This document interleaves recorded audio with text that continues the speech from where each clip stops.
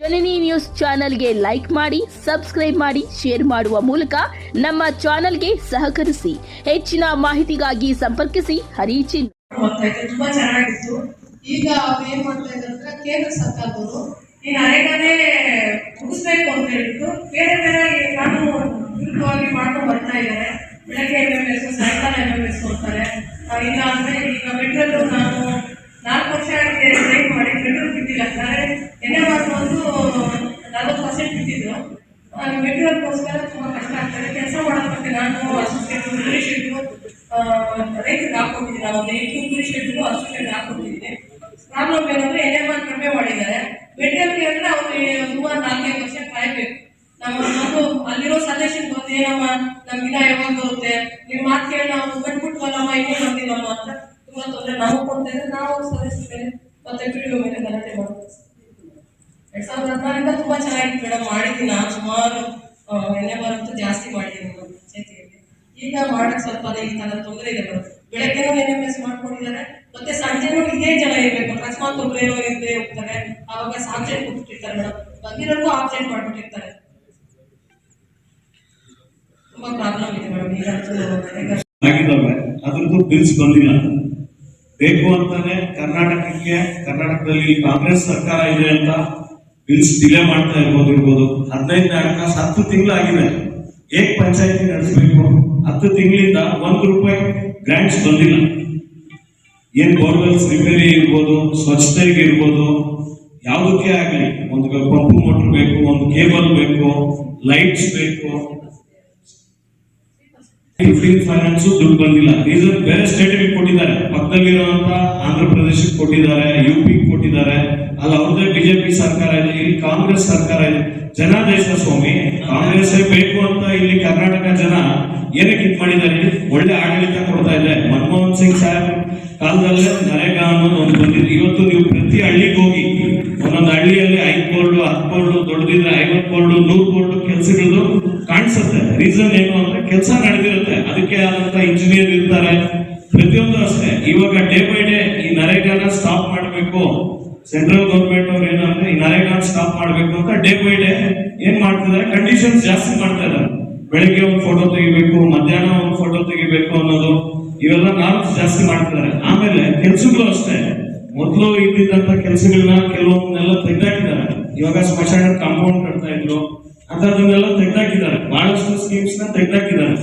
ಅದ್ರ ಜೊತೆಗೆ ಇವಾಗ 2022 ಇಂದ ಮಾಡಿದಂತ ಕೆಲಸಗಳು ಸುಮಾರು ಬೇರ್ಕೊಂಡದ್ದು ₹2,38,00,000 ಇದೆ. ನೀವು ಸ್ಟ್ಯಾಟಿಸ್ಟಿಕ್ಸ್ ತಗೊಂಡೆ ನಮ್ಮ ಇಂಜಿನಿಯರ್, ₹2,38,00,000 ಪೆಂಡಿಂಗ್ ಬಿಲ್ಸ್ ಇದೆ.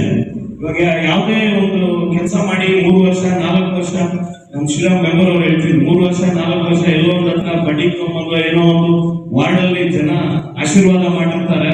ಯಾವುದೋ ಒಂದು ಕೆಲಸ ಕೇಳಿದಾಗ ಒಂದು ಟ್ರೈನ್ ಇರ್ಬೋದು, ಒಂದು ರೋಡ್ ಇರ್ಬೋದು ಮಾಡಿರ್ತಾರೆ. ಬಟ್ ಕೆಲಸ ಮಾಡಿ 3 ವರ್ಷ 4 ವರ್ಷ ಕಾದ್ರೆ ಅವ್ನು ಹಾಕಿರೋ ಬಂಡವಾಳದ ದುಡ್ಡು ಏನಾಗುತ್ತೆ, ಯಾವಾಗ ಬರುತ್ತೆ ಗೊತ್ತಾಗೋದಿಲ್ಲ. ಆಮೇಲೆ ಇನ್ನೊಬ್ರು ನಮ್ಮ ಮಾಜಿ ಅಧ್ಯಕ್ಷ ಹೇಳ್ತಿದ್ರು, ರಾಯಲ್ಟಿ ಇರ್ಬೋದು, GST ಇರ್ಬೋದು, ಇವೆಲ್ಲ ಕೆಲವೊಂದೆಲ್ಲ ಬಹಳ. ಇವಾಗ ಮಾಡೋದು 5 ಲಕ್ಷ ಕೆಲಸ ಅಂದ್ರೆ 20-80 ರೇಷಿಯೋದಾದ್ರೆ 1 ಲಕ್ಷ ಲೇಬರ್ ಬರುತ್ತೆ, 4 ಲಕ್ಷ ಮೆಟೀರಿಯಲ್ ಮೇನ್ ಅಮೌಂಟ್ ಇರುತ್ತೆ, ಬರೋದಿಲ್ಲ. ಯಾವುದೇ ಮೆಂಬರ್ ಕೆಲಸ ಮಾಡಲ್ಲ. ಇವಾಗ ಶಾಸಕರು, ನಮ್ಮ ಶಾಸಕರಿದ್ದಾರೆ, ಫೈಟ್ ಮಾಡ್ತಾರೆ, ಒಂದಷ್ಟು ಅನುದಾನ ಹಾಕೊಂಡ್ಬರ್ತಾರೆ. ಅವರು ಎಷ್ಟೊಂದು ಅನುದಾನ ಹಾಕೊಂಡ್ ಬರಕಾಗತ್ತೆ. ಇವಾಗ ಬೆಟ್ಮಳದಲ್ಲಿ SC/ST ಇದರಲ್ಲಿ 2 ಕೋಟಿ ಅನುದಾನದಲ್ಲಿ ಐವಾಸ್ ರೈಟ್ಸ್ ರೋಡ್ಸ್ ಕೊಟ್ಟಿದ್ದಾರೆ. ಅದ್ರ ಜೊತೆಗೆ ಮೈನಾರಿಟಿದು ರೋಡ್ಸ್ ಕೊಟ್ಟಿದ್ದಾರೆ. RDPR ಇಂದ ಬಂದಿರುವಂತ ರೋಡ್ಸ್ ಕೊಟ್ಟಿದ್ದಾರೆ. ಅದೇ ಗ್ರಾಮ ಪಂಚಾಯತಿಯಲ್ಲೇ ನರೇಗಾ ಕರೆಕ್ಟ್ ಆಗಿ ನಡೀತಾ ಇದ್ದಿದ್ರೆ NRH ಅಲ್ಲಿ ರೋಡ್ಸ್ ಹಾಕ್ತಾ ಇದ್ವಿ. ಇವಾಗ ಎಲ್ಲಾ ಶಾಸಕರು ತರಕ್ಕಾಗಲ್ವಲ್ಲ ಆ ತರ ಅನುದಾನ. ಇವಾಗ ನಾವು ರಿಕ್ವೆಸ್ಟ್ ಮಾಡ್ತೀವಿ, ನಮ್ಗೆ ಆಶೀರ್ವಾದ ಮಾಡಿರ್ತಾರೆ ಜನ, ನಾವು ವಾರ್ಡ್ ಏನೋ ಕೆಲಸ ಮಾಡ್ಬೇಕು, ಮಾಡಕ್ ಆಗಲ್ವೇ? ಬಂಡವಾಳ ಎಲ್ಲಿಂದ ತಂದು ಇವಾಗ 4 ವರ್ಷದಿಂದ ಮಾಡಿರೋ ಕೆಲಸಗಳಿಂದ ಬಿಲ್ಸ್ ಬರೋದಿಲ್ಲ. ಇವಾಗ ನಮ್ಮೂರ್ದೇ ನಾನು ಹೇಳಿದ ಎಕ್ಸಾಂಪಲ್ಸ್. ಇವಾಗ ಏನ್ ಹೇಳ್ತೀನಿ, ಮೈನಾರಿಟಿ ಇರ್ಬೋದು, ಅದು ವರ್ಕ್ ಅದು ಮಾಡಿದ್ದಾರೆ.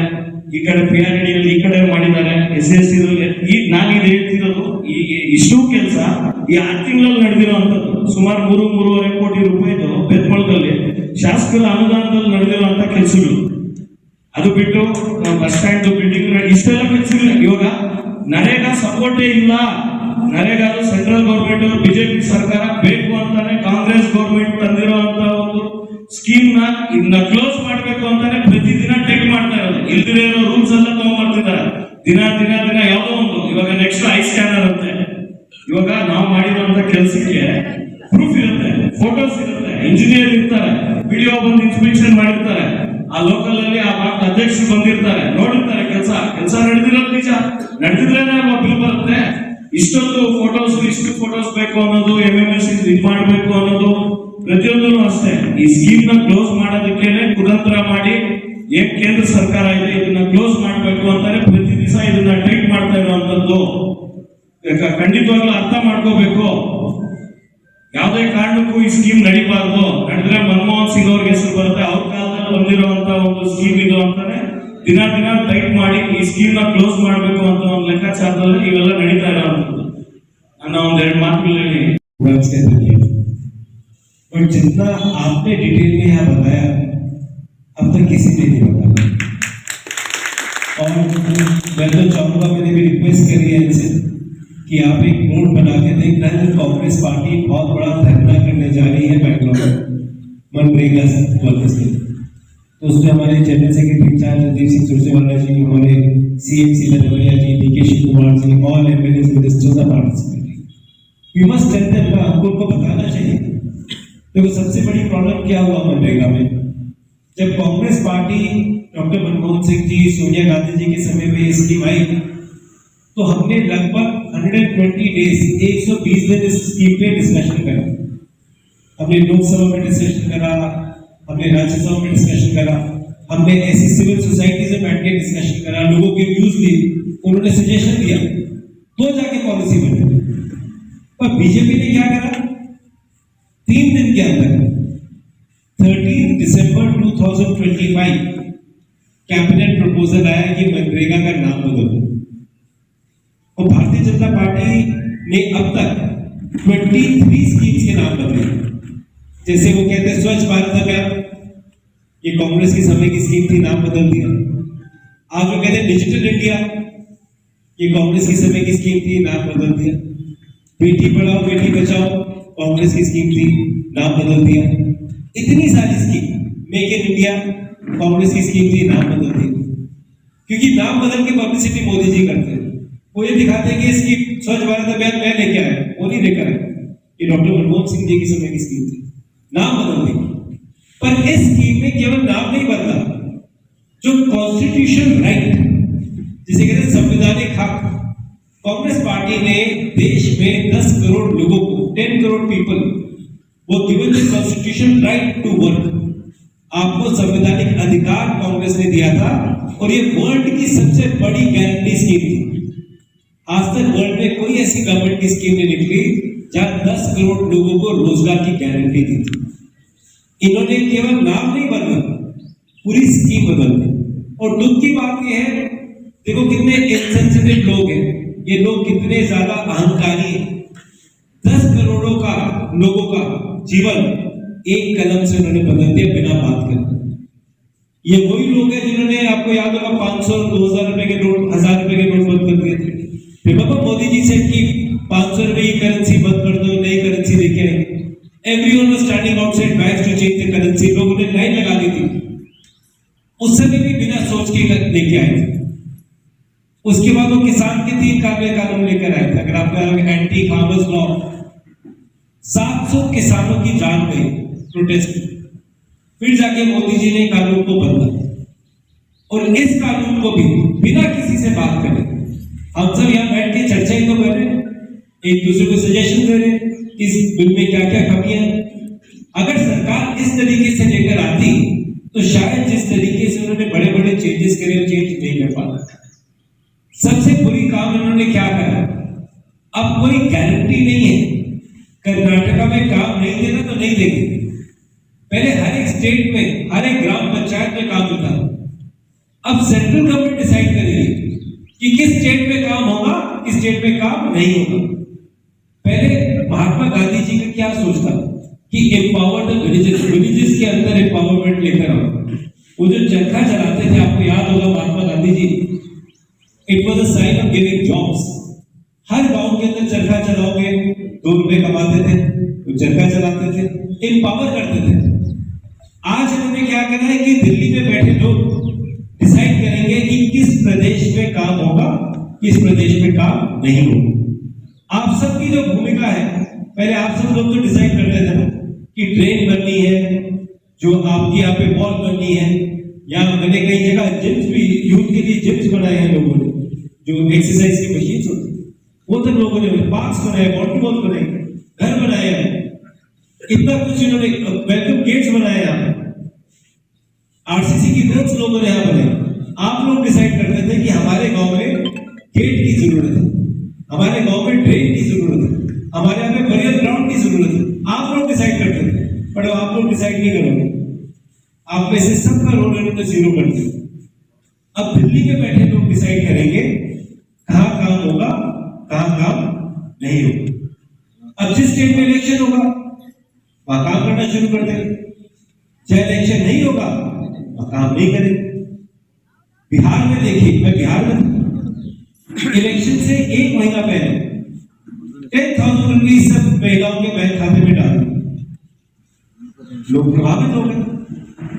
दिल्ली से मैं आता हूं, दिल्ली में कोई भी गारंटी जो दिल्ली की बीजेपी सरकार ने कहा था हमने पूरा नहीं करा, कर्नाटक में हम पूरा करें, या महिलाओं के बैंक खाते में सम्मान से पैसा भी देते हैं, ट्रांसपोर्टेशन भी देते हैं, इलेक्ट्रिसिटी भी देते हैं, युवा निधि के माध्यम से भी देते हैं, अन्य योग्य बाकी। मनरेगा ಏನಿದೆ ಮಹಾತ್ಮ ಗಾಂಧಿ ಅವರ ಒಂದು ದೂರದೃಷ್ಟಿ ಏನಿದು, ಗ್ರಾಮೀಣ ಭಾಗದಲ್ಲಿ ಉದ್ಯೋಗ ಖಾತ್ರಿ ಯೋಜನೆ ಅಂತ ಏನಿದೆ, ಪ್ರತಿಯೊಂದು ಗ್ರಾಮ ಪಂಚಾಯಿತಿಯನ್ನು ಎಲ್ಲ ಆರ್ಥಿಕವಾಗಿ ಶೈಕ್ಷಣಿಕವಾಗಿ ಅಭಿವೃದ್ಧಿ ಮಾಡುವಂಥ ಒಂದು ದೂರದೃಷ್ಟಿಯ ಒಂದು ಕಾರ್ಯಕ್ರಮ ಅದು. ಅದರ ಮಹತ್ವವನ್ನು ಕಳ್ಕೊತಾ ಇದೆ, ಅದರ ಮಹತ್ವ ಕಳ್ಕೊತಾ ಇದೆ, ನಾನಾ ಕಾರಣಗಳಿಂದ ಅದರ ಮಹತ್ವವನ್ನು ಕಳ್ಕೊತಾ ಇದೆ. ಮತ್ತು ಎಷ್ಟೋ ಕೋಟಿ ಸಂಖ್ಯೆಯಲ್ಲಿ ಉದ್ಯೋಗವನ್ನು ಸೃಷ್ಟಿ ಮಾಡ್ತಾ ಇತ್ತು ಅಲ್ಲಲ್ಲಿ ಗ್ರಾಮಗಳಲ್ಲಿ. ಯಾವ ರೀತಿ ರೈತ ಆದರೆ ರೈತ ತನ್ನ ತೋಟದಲ್ಲಿ ಏನು ಕೆಲಸ ಮಾಡ್ಕೊಳಕ್ಕಾಗ್ತಾ ಇತ್ತು, ತನ್ನ ಗ್ರಾಮಕ್ಕೆ ಬೇಕಾಗಿರುವಂಥ ಕೆಲಸ, ತನ್ನ ಮನೆ ಮುಂದೆ ರಸ್ತೆ ಇರ್ಬೋದು, ಮನೆ ಕಟ್ಟುವಂಥ ವಿಚಾರ ಇರ್ಬೋದು, ಇದೊಂದು ಮಹಾತ್ಮ ಗಾಂಧಿ ರೂರಲ್ ಎಂಪ್ಲಾಯ್ಮೆಂಟ್ ಯೋಜನೆ ಅಡಿಯಲ್ಲಿ ಏನಿತ್ತು ಆ ಕಾರ್ಯಕ್ರಮಗಳು ಅದು ನಶಿಸಿ ಹೋಗ್ತಾ ಇದೆ, ಕ್ಷೀಣಿಸ್ತಾ ಇದೆ, ಕಡಿಮೆ ಆಗ್ತಾ ಇದೆ. ಅದರ ಮಹತ್ವ ಯಾರು ಕಡಿಮೆ ಮಾಡ್ತಾ ಇದ್ದಾರೆ? 18-20 ವರ್ಷದಲ್ಲಿ ಸರ್ಕಾರನೇ, ಕೇಂದ್ರ ಸರ್ಕಾರ ಅಥವಾ ರಾಜ್ಯ ಸರ್ಕಾರ ಪ್ರತಿ ಹಳ್ಳಿಯ ಪ್ರಗತಿಗೆ ಅನುದಾನ ಕೊಡ್ತಾ ಇರಲಿಲ್ಲ. ಆದರೆ ಗ್ರಾಮ ಪಂಚಾಯಿತಿಗಳಿಂದ ಅಭಿವೃದ್ಧಿ ಮಾಡ್ತಾ ಇದ್ರು, ಅಂಗನವಾಡಿ ಕಟ್ತಾ ಇದ್ರು, ಶಾಲಾ ಕಟ್ಟಡಗಳು, ಕಾಂಪೌಂಡು, ಟಾಯ್ಲೆಟ್ಸು, ಡ್ರೈನೇಜು, CC ರಸ್ತೆ, ರೈತರ ಬದುಗಳು, ಚೆಕ್ ಡ್ಯಾಮ್ಸು, ಬಾವಿ, ಕಲ್ಯಾಣಿ, ಈ ಥರದ ಕುರಿ ಶೆಡ್ಡು ರೈತರದು, ಮತ್ತು ಹಸು ಶೆಡ್ಡು, ಇಂಥವೆಲ್ಲ ಕಟ್ಟಿ ರೈತರನ್ನ ಶಕ್ತಿ ತುಂಬುವಂಥ ಕೆಲಸ ಮಾಡ್ತಾಯಿದ್ರು. ತೋಟಗಾರಿಕೆ ಇಲಾಖೆ ಇರ್ಬೋದು, ಕೃಷಿ ಇಲಾಖೆ ಇರ್ಬೋದು, ಇವೆಲ್ಲ ಸರ್ಕಾರದ ಗ್ರಾಮೀಣ ಭಾಗದ ಮತ್ತು ಪಂಚಾಯಿತಿ ಹಂತದ ಅಭಿವೃದ್ಧಿ ಕಾರ್ಯಕ್ರಮಗಳಾಗಿತ್ತು. ಇದೆಲ್ಲ ಗ್ರಾಮ ಪಂಚಾಯಿತಿ ಅಧೀನದಲ್ಲಿ ಕೆಲಸ ಮಾಡುವಂಥದ್ದು ಇರ್ತಾ ಇತ್ತು. ಒಂದು ಪಂಚಾಯಿತಿ ಅಭಿವೃದ್ಧಿ ಆಗಬೇಕಂದ್ರೆ 80-90% ಒಂದು ಗ್ರಾಮ ಪಂಚಾಯಿತಿಯಿಂದನೇ ಅಭಿವೃದ್ಧಿ ಆಗ್ತಾ ಇತ್ತು. ಅಷ್ಟು ಅಧಿಕಾರ ಇತ್ತು. ಆ ಅಧಿಕಾರ ನರೇಗಾ ಉದ್ಯೋಗ ಕೊಡೋದಲ್ಲದೆ ಇಡೀ ಗ್ರಾಮ ಪಂಚಾಯಿತಿ ಇಷ್ಟೆಲ್ಲ ಕಾರ್ಯಕ್ರಮಗಳ ಮುಖಾಂತರ ಅಭಿವೃದ್ಧಿ ಆಗ್ತಾ ಇತ್ತು 5 ವರ್ಷದಲ್ಲಿ. ಆ ಪ್ರಗತಿಯನ್ನು ಅರ್ಥ ಮಾಡ್ಕೊಳ್ಳದೆ, ಆ ದೂರದೃಷ್ಟಿಯನ್ನು ಅರ್ಥ ಮಾಡ್ಕೊಳ್ಳದೆ, ಆ ಕಾರ್ಯಕ್ರಮಗಳ ಶಕ್ತಿಯನ್ನು ಕ್ಷೀಣಿಸುವಂಥ ಕೆಲಸ ಕೇಂದ್ರ ಸರ್ಕಾರ ಮಾಡಿದೆ. ಅದನ್ನು ತಿಳುವಳಿಕೆ ಮೂಡಿಸ್ಬೇಕು, ಅದರ ಅರಿವು ಮೂಡಿಸ್ಬೇಕನ್ನೋಂಥ ಒಂದು, ಮತ್ತು ಎಲ್ಲೆಲ್ಲಿ ಈ ಕಾರ್ಯಕ್ರಮನ ಯಶಸ್ವಿಯಾಗಿ ಮಾಡಿ ಬೆಳೆದು ಬಂದಿದೆ ಅಂದರೆ ನಮ್ಮ ಕರ್ನಾಟಕ ಸರ್ಕಾರ ಯಾವ ರೀತಿ ಮುಂದುವರೆದಿದೆ ಇಂಥ ಎಲ್ಲ ಕಾರ್ಯಕ್ರಮಗಳಲ್ಲಿ ಅನ್ನುವಂಥದ್ದು ಅವೇರ್ನೆಸ್ ಕೊಡಬೇಕು ಅಂತ. ನಾಳೆ ಕೂಡ ಪ್ರೊಟೆಸ್ಟ್ ಇದೆ, ಎಲ್ಲಿದೆ? ಬ್ಯಾಂಗ್ಳೂರಲ್ಲಿ ಪ್ರೊಟೆಸ್ಟ್ ಇದೆ. ಈ ಪ್ರೊಟೆಸ್ಟ್ಗೆ ಭಾಗಿನೂ ಆಗಬೇಕಾಗಿದೆ. ನಮಗೆ ಸೆಷನ್ ಜೊತೆಯಲ್ಲಿ ಅದನ್ನು ನಾವು ಪ್ರೊಟೆಸ್ಟ್ನ, ಬಟ್ ಇಲ್ಲಿ ಎಷ್ಟು ಜನ ಕೆಲಸ ಮಾಡೋರಿದ್ರು, KGF ಕ್ಷೇತ್ರದಲ್ಲಿ ಎಷ್ಟು ಜನ ಅದರ ಉದ್ಯೋಗವನ್ನು ಅವಲಂಬಿಸಿದ್ರು, ಎಷ್ಟು ಜನ ಇದ್ದಾರೆ ಅಂತಂದ್ಬಿಟ್ಟು ಇವರಿಂದ ಮಾಹಿತಿ ತಗೊಳ್ಳೋದಕ್ಕೆ ಅವ್ರು ಬಂದಿದ್ದಾರೆ. ಅದಕ್ಕೆ ಪಂಚಾಯತಿ ಅಧ್ಯಕ್ಷರು ಮತ್ತು ಅವ್ರ ಮೆಂಬರ್ಸು ಕರ್ಕೊಂಡ್ಬಂದಿದ್ದಾರೆ. 2-3 ಜಾಗ ಚೇಂಜ್ ಮಾಡಿದ್ದಕ್ಕೆ, ಮಳೆ ಬಂದಿದ್ದಕ್ಕೆ ಅವರು ಕಾದು ಇದಾಗಿದ್ದಾರೆ. ಬಟ್ ಈಗ ಒಂದು 7-8 ಪಂಚಾಯತಿ ಮಾಹಿತಿಯನ್ನು ತಗೊಂಡಿದ್ದಾರೆ. ಅವರು ತಗೊಂಡು ಇದನ್ನು ಮಾಡಿಸ್ಕೊಂಡು ಹೋಗಿದ್ದಾರೆ. ಯಾಕಂದರೆ ಇಡೀ ಕರ್ನಾಟಕದ ಎಲ್ಲ ಕ್ಷೇತ್ರದಲ್ಲೂ ಕೂಡ ಏನು ತೊಂದರೆ ಏನಾಗಿದೆ, ಕಾರ್ಮಿಕರಿಗೆ, ರೈತರಿಗೆ ಏನು ಸಮಸ್ಯೆ ಆಗಿದೆ, ಈ ಕಾರ್ಯಕ್ರಮ ಅಷ್ಟು ಮಹತ್ವ ಇತ್ತ ಅಂತಂದ್ಬಿಟ್ಟು ಒಂದು ಅವರು ರಿಪೋರ್ಟ್ ತಗೊಳ್ಳೋದಕ್ಕೆ ಬಂದಿದ್ದಾರೆ. ನೀವೇ ನೋಡಿದ್ರಿ, ಅವರೆಲ್ಲ ಚರ್ಚೆ ಮಾಡುವಂಥ ಸಂದರ್ಭದಲ್ಲಿ ಮಾಹಿತಿಯನ್ನು ತಗೊಂಡಿದ್ದಾರೆ. ಗ್ರಾಮ ಪಂಚಾಯತ್ ಸದಸ್ಯರು ಒಳಗಿಲ್ಲ, ಇನ್ನೊಬ್ರು ಒಳಗಿಲ್ಲ, ಶಾಸಕರು ಹಾಗೆ ಮನಮೋಹನ್ ಸಿಂಗ್ ಮಾಡಿದ್ರು. 100 ಮನೆ 50 ಮನೆ ಅವರೇ ಕಾಸು ಹಾಕೊಂಡು ಅವರೇ ಮಾಡಿಕೊಂಡು ಅವರೇ ಅಭಿವೃದ್ಧಿ ಮಾಡ್ಕೊಳ್ಳಿ, ಅದನ್ನ ಹಳ್ಳಿನ ಅವರೇ ಅಭಿವೃದ್ಧಿ ಮಾಡ್ಕೊಂಡು ಅಂತ ಅವ್ರು ಸ್ವಂತ ಡಿಸೈಡ್ ಮಾಡ್ಕೊಂಡು ಊರು ಡಿಸೈಡು ಪಂಚಾಯತ್ ಡಿಸೈಡ್ ಬೇಡ, ಊರು ಡಿಸೈಡ್ ಆಗಲಿ ಕೆಲಸ. ಹಳೇ ಕಾಲದಲ್ಲಿ ಬಾವಿಗಳೆಲ್ಲ ಕೂಡೋಗಿತ್ತು, ನಾಶ ಆಗ್ಬೇಕು, ಅದು ಎಲ್ಲಾರ್ಜಿ ಕೆಲಸದಲ್ಲೇ ಮಾಡ್ಬೇಕು. ಹಳೆ ಬಾವಿಗಳು, ಹಳೆ ರಸ್ತೆಗಳು, ಈ ಜಮೀನಿಂದ ಆ ಜಮೀನಿಗೆ ಹೋಗ್ಬೇಕಂದ್ರೆ ಅವರೇ ಸಹ ಅವರು ಪಕ್ಕದಲ್ಲಿರೋ ರೈತಗಳೇ ಮಾತಾಡ್ಕೊಂಡು ಡಿಸೈಡ್ ಮಾಡ್ಕೊಂಡು ಏನಾಗುತ್ತೆ ಮಾಡ್ತಿದ್ದಾರೆ. ಮನಮೋಹನ್ ಸಿಂಗ್ ಬಂದ್ಮೇಲೆ ಎಷ್ಟು ಹಳ್ಳಿಗೆ ಇದಾವೆ ನಮ್ಮ ದೇಶದಲ್ಲಿ, ಎಷ್ಟು ಹಳ್ಳಿ ಜಮೀನಿಗೆ ರೈತರಿಗೆಲ್ಲ ರೋಡ್ ಆಗಿತ್ತು, ಸುತ್ತಮುತ್ತಗೆ ರೋಡ್ ಆಗಿತ್ತು. ಆಕಸ್ಮಿಕ ಆ ಕಾಲದಲ್ಲಿ ಕುದುರೆ ರಸ್ತೆ ಆಗ್ಬೋದು, ಮಡಿಬಾಟೆ ರಸ್ತೆ ಇರ್ಬೋದು, ಅದೆಲ್ಲ ಮುಚ್ಚೋಗಿತ್ತು. ಈ ಎನ್ಆರ್ಜಿ ಕೆಲಸ ಬಂದ್ಮೇಲೆ ಮನಮೋಹನ್ ಸಿಂಗ್ ಕೆಲಸದಲ್ಲಿ ಈ ಕೂಲಿ ಕಾರ್ಮಿಕರಿಗೆ ಯಾವ ಥರ ಮಾಡಿದ ನಿಮಗೆಲ್ಲ ಗೊತ್ತಿದೆ. ಇವತ್ತು ಈ ವೇದಿಕೆ ಇರ್ತಕ್ಕಂಥ ನಮ್ಮ ಮೇಡಮ್ ಅವರು, ಸಾರ್ ಅವರು, ನಮ್ಮ ಕಡೆಯಿಂದ ಧನ್ಯವಾದಗಳು ಹೇಳ್ತೀನಿ. ಇವತ್ತು ನಮ್ಮ ಪಂಚಾಯತ್ 1870 ಜಾಬ್ ಕಾರ್ಡ್ ಇದೆ. ಪ್ರತಿಯೊಬ್ಬರು ಅದರ ಆಧಾರದ ಮೇಲೆ ನಂಬಿಕೊಂಡು ಎಷ್ಟೋ ಜನ ಬರ್ತಾ ಇದ್ದಾರೆ ಇವತ್ತು ಎಲ್ಲ ಇದ್ದಿರೋ ಮಟ್ಟಿಗೆ. ಸೊ ಇವತ್ತು ರೀತಿ ಏನಾಗಿದೆ ಅಂದ್ರೆ, ಮೊದಲು ಈ ಮೆಟೀರಿಯಲ್ ಬಿಲ್ಲು ಯಾವಾಗ ಮಾಡಿದ್ರೆ ಅಟ್ಲೀಸ್ಟ್ 6 ತಿಂಗಳು 3 ತಿಂಗಳು ಒಂದ್ಸಲ ಬಂದ್ಬಿಡ್ತಾ ಇತ್ತು. ಇವಾಗ ಏನಾಗಿದೆ ಅಂದ್ರೆ 6 ವರ್ಷ ಆದ್ರೂ ಮೆಟೀರಿಯಲ್ ಬರೋದಿಲ್ಲ. ಇನ್ನೊಂದು, ಈ ಒಂದು ಕೆಲಸ ಮಾಡಿದ್ರೆ ಇಷ್ಟು ಒಂದು ಕೆಲಸ ಮಾಡಿದ್ರೆ ಅಷ್ಟು ಅದರಲ್ಲಿ 40% ಮಾತ್ರ ಕೊಡ್ತಾರಂತೆ. ಉಳಿದಿದ್ದು ಪಾಪ ಎಷ್ಟೋ ಜನ ಇವಾಗ CC ರೋಡ್ ಅವೆಲ್ಲ ಹಾಕಿದ್ದಾರೆ, ಆದ್ರೂ 6 ವರ್ಷ ಆದ್ರೂ 3 ವರ್ಷ ಆದ್ರೂ ಇನ್ನೂ ಬಂದೇ ಇಲ್ಲ, ಅಮೌಂಟೇ ಬಂದಿಲ್ಲ. ಸೊ ಇದೆಲ್ಲ ನಾವು ಬಂದ್ಮೇಲೆ ಸುಮಾರು ಜನಕ್ಕೆ ಇವಾಗ ವರ್ಕ್ ಮಾಡ್ತಾ ಇರೋದ್ರಿಂದ ಸರಿಯಾಗಿ ದುಡ್ಡು ಅಷ್ಟಕ್ಕಷ್ಟೇ ಬರ್ತಾ ಇದೆ. ರೇಷಿಯೋ ಜಾಸ್ತಿ ಆದ್ರೂ ಮೆಟೀರಿಯಲ್ ಬಿಲ್ ಸಪ್ಲೈ ಆಗ್ತಾ ಇಲ್ಲ. ಮೆಟೀರಿಯಲ್ ನೋಡಿ, ಮೊನ್ನೆ 60 ಲಕ್ಷ ಪ್ರಿಂಟ್ ಮಾಡಿದ್ರು ನಮ್ಮ ಇದರಲ್ಲಿ, ಬರೀ 14 ಲಕ್ಷ ಕೊಟ್ಟಿದ್ದಾರೆ. ಸೊ ಇನ್ನು ಯಾರು ಇವಾಗ ಕೆಲಸ ಮಾಡಕ್ಕೆ ಮುಂದೆ ಬರ್ತಾ ಇಲ್ಲ. ಯಾಕಂದ್ರೆ ಇವಾಗ ಬಂಡವಾಳ ಹಾಕ್ಬೇಕು, ಆ ಬಂಡವಾಳ 6 ವರ್ಷ 7 ವರ್ಷ ಆದ್ರೆ ಅದ್ರ ಬಗ್ಗೆ ನಾವು ಹೋರಾಟವನ್ನು ಮಾಡಬೇಕು ಅನ್ನೋ ಉದ್ದೇಶದಿಂದ ಈ ಸಭೆಯನ್ನು ಹಮ್ಮಿಕೊಂಡಿದ್ದೀವಿ. ನಾವು ಈ ನರೇಗಾ ಯೋಜನೆ ಮತ್ತು ಮಹಾತ್ಮ ಗಾಂಧಿಯವರ ಒಂದು ಯೋಜನೆ ಆಗಿತ್ತು. ಯಾಕಂದರೆ ಹಳ್ಳಿಯಲ್ಲಿ ಅವ್ರವ್ರು ಆಗಲೇ ಕೆಲಸ ಮಾಡಬೇಕನ್ನೋ ಉದ್ದೇಶದಿಂದ ಈ ವಲಸೆ ಹೋಗ್ತಾ ಇತ್ತು ಬೆಂಗಳೂರು. ಇವಾಗ ಮಹಾರಾಷ್ಟ್ರದಿಂದ, ಉತ್ತರ ಪ್ರದೇಶದಿಂದ ಎಲ್ಲರೂ ನಮ್ಮ ಬೆಂಗಳೂರು ಬರ್ತಾರಲ್ಲ, ಆ ವಲಸೆ ನಿಲ್ಲಿಸ್ಬೇಕು ಅಂದ್ಬಿಟ್ಟು ಈ ಯೋಜನೆಯನ್ನು ಮನಮೋಹನ್ ಸಿಂಗ್ ಅವರು ಮತ್ತು ಸೋನಿಯಾ ಗಾಂಧಿ ಅವರು, ರಾಹುಲ್ ಗಾಂಧಿ ಅವರು, ಆವಾಗ ನಮ್ಮ ಸರ್ಕಾರದವರು ಯೋಚನೆ ಮಾಡಿ ಮಹಾತ್ಮ ಗಾಂಧಿ ನರೇಗಾ ಯೋಜನೆ ಅಂತ ಹೆಸರಿಟ್ಟಿದ್ರು. ಆ ಹೆಸರನ್ನು ಇವಾಗ ರಾಮ್ಜಿ ಅಂತ ನಾವು ಹೆಸರು ಮಾಡ್ತಾ ಇದ್ದಾರೆ. ಸ್ಟಾರ್ಟಿಂಗಲ್ಲಿ 70 ರೂಪಾಯಿ ಕೊಡ್ತಾಯಿದ್ರು. ಆವಾಗ ನಾನು 70 ರೂಪಾಯಿ ಕೆಲಸ ಕೊಡೋದನ್ನು ಮಾಡಿಸಿದ್ದೀನಿ. ನಾವು ಮಾಡಿದ್ದೀವಿ, ನಾವು ಹೋಗಿದ್ದೀವಿ, ಕೆಲಸ ಮಾಡಿದ್ದೀವಿ.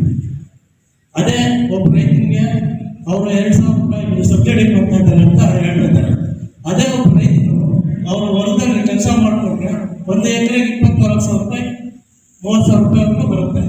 ಪ್ರತಿಯೊಂದು ರೇಷ್ಮೆ ತೋಟ ಇಟ್ಕೋಬೋದು, ಗುಲಾಬಿ ತೋಟ ಮಾಡ್ಬೋದು, ಮಾವಿನ ಗಿಡಗಳು ಇಟ್ಕೋಬೋದು. ಇಂಥ ಎಲ್ಲ ಯೋಜನೆಗಳೆಲ್ಲ ಒಳ್ಳೆಯ ಕಾಮಗಾರಿ ಆಗಿದೆ. ಇವಾಗ ನಮ್ಮ ಗ್ರಾಮಗಳಲ್ಲಿ ಒಂದು ಡ್ರೈನ್ ಮಾಡಬೇಕಂದ್ರೆ ಆ ಡ್ರೈನಿಗೆ 5 ಲಕ್ಷ ಹಾಕಬೇಕಂದ್ರೆ ಎಷ್ಟು ಕಷ್ಟ ಇರುತ್ತಲ್ಲ.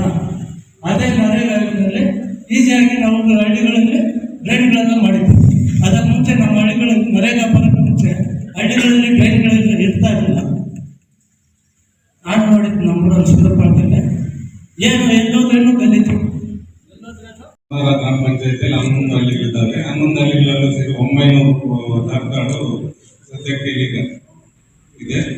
ಅದರಲ್ಲಿ ತುಂಬಾ ಕೆಲಸ ನಡೆಯುವ ಪರಿಸ್ಥಿತಿ ಇರಲಿಲ್ಲ. ಯಾಕಂದ್ರೆ ಈಗ ಸುಮಾರು ನಾನು ಬಂದ ಮೇಲೆ 3 ವರ್ಷ ಮಾತ್ರ ಚಾಲ್ತಿಯಲ್ಲಿದೆ. ಇದು ಯಾವುದೋ ಕಾಮಗಾರಿ ನಡೆಯುತ್ತಿಲ್ಲ ಅನ್ನೋದ್ರಿಂದ. ಅದರಿಂದ ಈ ಜಾಬ್ ಕಾರ್ಡ್ ಮಾಡ್ತಿರೋ ತೊಂದರೆಯಿಂದ ನಾವೆಲ್ಲ ಹೋರಾಟ ಮಾಡ್ಬೇಕಂತೇಳಿ, ನಮಗೆ ನಮ್ಮದೇ ಹಳೆಯ ಕಾರ್ಡ್ ಬೇಕು ಅಂತ ಹೇಳ್ಬಿಟ್ಟು ನಾವು ಹೋರಾಟ ಮಾಡ್ಬೇಕು ಅಂತೇಳಿ ನಾನು ಗ್ರಾಮ ಪಂಚಾಯತ್ ಸದಸ್ಯನಾಗಿದ್ದೆ. ಅವಾಗ ಕೇಂದ್ರ ಸರ್ಕಾರ ವೀಕ್ಲಿ ಒನ್ಸ್ ಪೇಮೆಂಟ್ ಆಗ್ತಾ ಇತ್ತು. ಅವಾಗ ಏನು NMS ಇಲ್ಲ, ಏನೂ ಇಲ್ಲ. ಮೆಜರ್ಮೆಂಟ್ ಪ್ರಕಾರ ಅವಾಗ ಸರ್ಕಾರ, ಕೇಂದ್ರ ಸರ್ಕಾರ ಕಾಂಗ್ರೆಸ್ ಇತ್ತು, ವೀಕ್ಲಿ ಒನ್ಸ್ ಪೇಮೆಂಟ್ ಆಗ್ತಾ ಇತ್ತು. ನಮಗೆ 10 ವರ್ಷ ನಾವು ಎಲ್ಲ ಅಭಿವೃದ್ಧಿ ಮಾಡಿದ್ದೀವಿ. ಈ 10 ವರ್ಷ ಆಗಿದ್ದನ್ನು ನಾವು ಅದೇ ಮುಂದುವರ್ಸ್ಕೊಂಡು ಹೋಗಿದ್ರೆ ಚೆನ್ನಾಗಿರ್ತಾ ಇತ್ತು. ಈ ಕೇಂದ್ರ ಸರ್ಕಾರ ಬಂದ ಮೇಲೆ, BJP ಸರ್ಕಾರ ಬಂದ ಮೇಲೆ ಏನು NMR ಜನ ಇರ್ತಾರೆ, ಅದರಲ್ಲಿ NMS ಮಾಡಬೇಕು. ಅದೇ ದಿನಕ್ಕೆ 2 ಸಲ ಈ ತರ ತೊಂದರೆ ಆಗ್ತಾ ಇದೆ. ಕೇಂದ್ರ ಸರ್ಕಾರ ಪೂರ್ತಿ ಕಡಿವಾಣ ಆಗ್ತಾ ಇದೆ. ಇದು ನಿಲ್ಲಿಸ್ಬಿಡ್ಬೇಕಂತ ಏನ್ ಕಾಂಗ್ರೆಸ್ ಸರ್ಕಾರ ಇತ್ತು ಅವಾಗ ನಮ್ಗೆ ಚೆನ್ನಾಗಿತ್ತು. ಈ BJP ಸರ್ಕಾರ ಬಂದ ಮೇಲೆ ಯಾರು ಕೆಲಸ ಮಾಡ್ತಾ ಇಲ್ಲ. ಸುಮ್ಮನೆ ಸಿದ್ದರಾಮಯ್ಯ ಹೇಳ್ತಾ ಇದ್ದಾರೆ ನಾನು ಮಾಡ್ತೀನಿ ಅಂತ. ಕಷ್ಟ ಇದೆ. ನಾವೆಲ್ಲರೂ ಮಾಡಿದ್ದೀವಿ. ಸೊ ಇರಪ್ಪ, ಈಗ ಈ BJP ಸರ್ಕಾರ 15 ವರ್ಷದಿಂದ ಬರ್ತಾ ಈ NRS ಕಡಿತ ಮಾಡಿ